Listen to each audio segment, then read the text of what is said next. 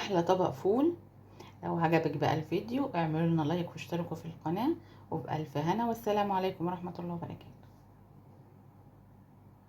السلام عليكم ورحمة الله وبركاته. ازيكم يا حبايبي، عاملين ايه؟ تعالوا النهاردة نعمل مع بعض طبق فول بقى، حاجة كده طعمها حلو من غير اي اضافات. انا لا احط عدس ولا احط فول مدشوش ولا احط اي حاجة. انا عايزة اكل طبق فول كده بطعم الفول، مش عايزة فول بطعم العدس ولا فول بطعم الفول ايه المدشش. اول حاجة عندي كيلو فول، جبته غسلته كويس، نقعته ساعتين، وبعدين شطفته تاني بالمية وغسلته غسلة برده كويسة تاني، وبعدين حطيت عليه المية. تعالوا بقى نشوف الاضافات اللي هي البسيطه الموجوده عندنا في البيت. اول حاجه عندي طماطمتين، ليمونتين هما. عندي بقى هنا ايه، نص معلقه بابريكا، نص معلقه كبيره.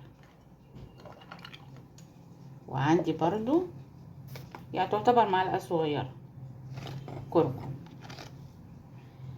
الكركم اللون الاصفر مع اللون الاحمر هيدي للفول لون حلو قوي.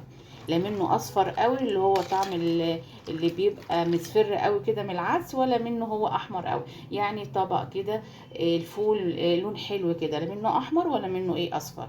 هحطه بقى على النار، هخليه يغلي قوي، وبعدين بعد ما يغلي اقوم جايه حاطه له ميه سخنه، كوبايه ميه سخنه من تكوني مسخنه ميه، وتسيبيه بقى على النار ساعتين، بقى ساعة 3 ساعات زي ما الفول هياخد معاكي، على اساس ان انت نقع الفول بحيث ان شاء الله الفول ده يستوي معاكي بسرعه. يعني ياخد ساعتين ونص.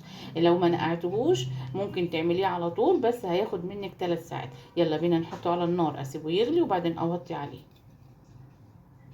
مع كده نشوف الفول بتاعنا، شايفين ولا حبايه ولا فولايه سودا؟ الفول عامل ازاي، ولا اللون بتاعه ولا الميه بتاعته، شايفين؟